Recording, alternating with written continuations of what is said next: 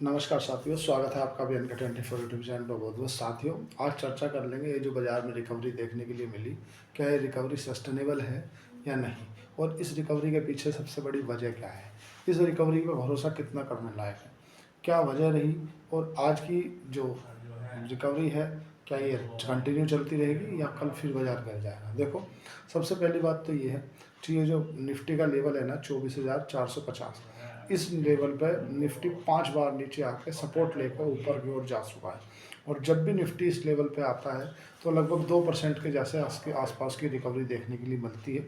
जो technical analysis है वो बराबर देख के बता सकते हैं, जो टेक्निकल देखते हैं वो बताएंगे हाँ इतनी बार सपोर्ट ले चुका है। और सबसे दूसरी बात, निफ्टी ओवरसोल्ड हो चुका था। अभी 5 दिन की अगर बात करें तो लगातार गिरावट देखने के लिए मिली। जो एफआईआई की लॉन्ग पोजीशन है वो 8% के आसपास आ गई। मतलब लंबे समय में ऐसी जो पोजीशन है ये कोविड के समय पर देखने के लिए मिली थी, तो इसीलिए काफ़ी ओवर सोल्ड हो गया था बाज़ार, इसीलिए बाज़ार के अंदर शॉर्ट कवरिंग देखने के लिए मिली। उसमें हमारे, जैसा कि आप जानते हो कि जो मिड कैप और स्मॉल कैप है वो गिरते भी सबसे पहले हैं और भागते भी सबसे पहले हैं।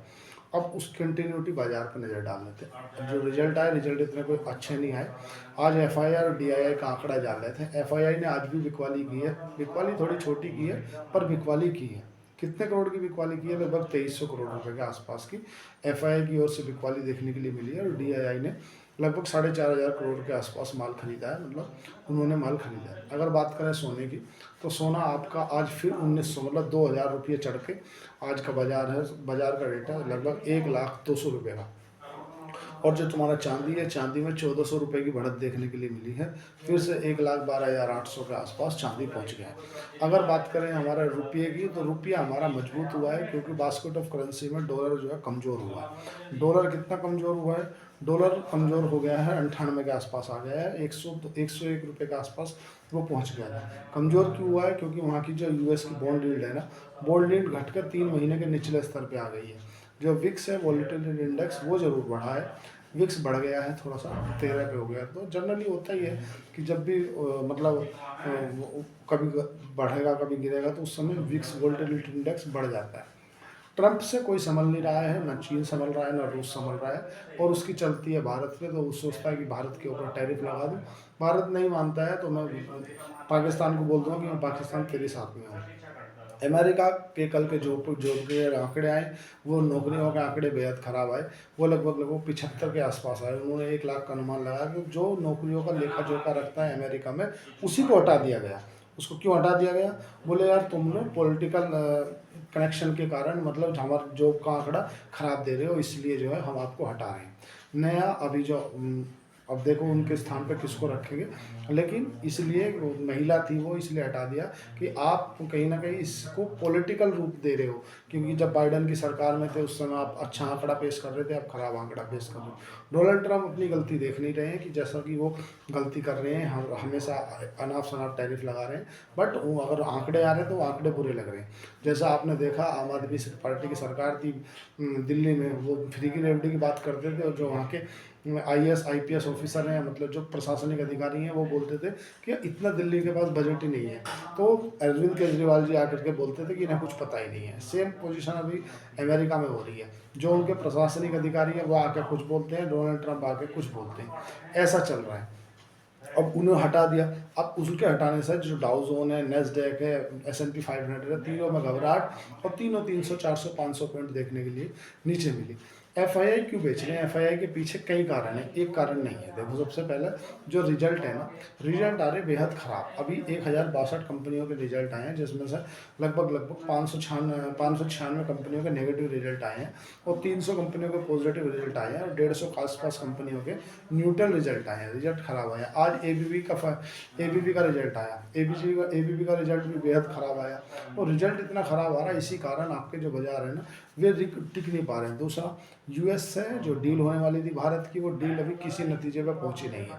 ज़्यादातर लोग इसलिए परेशान हैं कि अब ज़्यादा जो हमारे सामने बड़ा बड़ा एक इम्पैक्ट खड़ा है ना, वो क्या है वो ये नहीं है कि ट्रेड डील, वो है रूस और अमेरिका का डायरेक्ट टकराव। क्योंकि रूस ने अमेरिका को डायरेक्ट मतलब परमाणु से रिलेटेड कुछ कह दिया है। इसी के चलते जो अमेरिका है ना, अमेरिका ने भी जो न्यूक्लियर सबमरीन है ना, जिसको पनडुब्बी बोलते हैं ना, उसको रूस की जो रेड सी है वहाँ पे डिप्लॉय कर दिया है, जो कि रूस को फूटी आँख नहीं समा रही है। उसी के चलते रूस ने कीव के ऊपर, जो कि यूक्रेन की राजधानी है, उसके ऊपर बड़े हमले किए और उसमें बहुत लोग मारे गए। मतलब जो जियो पॉलिटिक्स है ना, वो बड़ी गड़बड़ सड़बड़ चल रही है। अभी सब कुछ ठीक नहीं चल रहा है।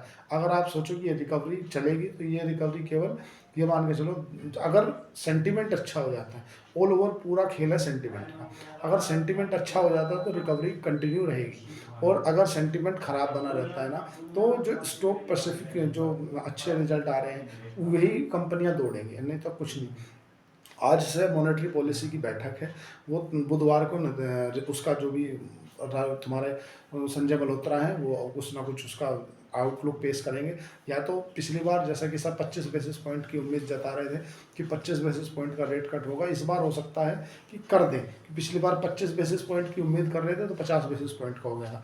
इस बार अभी कोई भी आउटलुक नहीं, जिस तरह से महंगाई कंट्रोल में सब कुछ ठीक ठाक चल रहा है, तो जाहिर से लग रहा है, उम्मीद ऐसी है कि कुछ हो सकता है।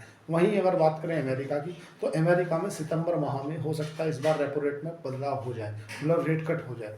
हो सकता है इसके लिए जयराम पवेल को पर्सनली कुछ एटोंट या टोंट सुनना पड़े, लेकिन उनको रेट कट करना पड़ेगा।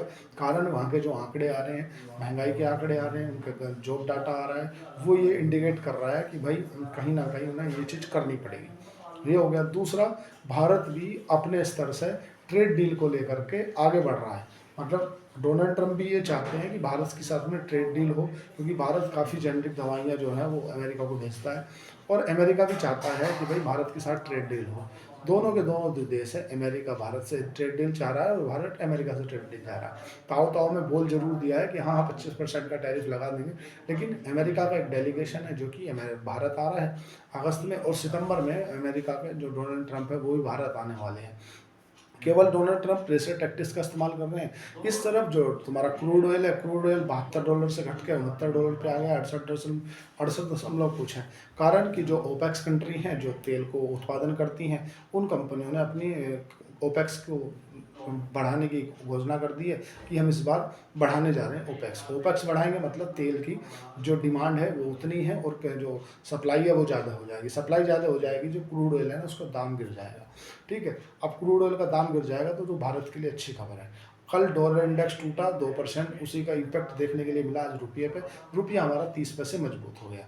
ठीक है, और अगर बात करें ईडी ने एक्सिस बैंक के जो पूर्व फंड मैनेजर हैं उनके ऊपर छापा मारा है। उनको फंड रनिंग को लेकर के उनके ऊपर आरोप था, वो देखने के लिए मिला है। सबसे मेन जो देखो, एक एक चीज़ नहीं साथियों, आपको दो चीज़ देखनी पड़ेगी। पहला देखो, अपने यहाँ महंगाई के आंकड़े सही आ रहे हैं। अमेरिका हमें डेड इकोनॉमी बताता है, अमेरिका की खुद की इकोनॉमी डेड है। हमारी जो जीडीपी की दर है ना पिछले 5 सालों से 7% के आसपास है, अमेरिका की है 1-1.5%। तो अमेरिका खुद डेड है। फिर वो नेक्स्ट अलग चीज़ है। बाकी एक चीज़ समझे, आज जो जीएसटी का कलेक्शन आंकड़ा आया है ना, वो बेहद चौंकाने वाला आया है। 1,96,00,000, मतलब 1,96,000 करोड़ का आंकड़ा आया, जो कि 1,84,000 करोड़ से ज़्यादा है। वो सबसे बेहतरीन आया। अब जीएसटी से इतना कलेक्शन हो रहा तो वो बात है। दूसरी बात है कि जो बाजार गिर रहा है उसमें जो सबसे इम्पोर्टेंट रोल प्ले कर रहे हैं वही है आईपीओ भरमार आ रहे हैं, 10-10, 8-8, 5-5 थोक के रेट में आईपीओ आ रहे हैं। जब भी मार्केट बुल फेस में होती है, जब आईपीओ बहुत आते हैं, आपने देखा होगा। जब मार्केट बेयर फेस में चल जाती है तो आईपीओ आने बंद हो जाते हैं, क्योंकि जब मार्केट बुल फेस में होती है उस समय उनके वैल्यूएशन अच्छे मिल जाते हैं। मतलब कोई 30 की वैल्यूएशन पे, कोई 40 की वैल्यूएशन पे, 50 की वैल्यूएशन पे। और जब मार्केट बेयर फेस में होती है, मतलब गिरी हुई होती है, उस समय तो मतलब 25 या 20-25 के रेट में तो आपको अच्छी कंपनी के स्टॉक मिल जाते हैं। इसीलिए अब बताओ, एनएसडीएल का जो आईपीओ है 104% सब्सक्राइब हुआ, 104 गुना सब्सक्राइब हुआ, जबकि वो पूरा ऑफर फॉर सेल है। मतलब ऐसा नहीं है कि वो पूरा का पूरा ऑफर फॉर सेल है। और रिजल्ट है, वो रिजल्ट भी कोई इतने खास आ नहीं रहे हैं।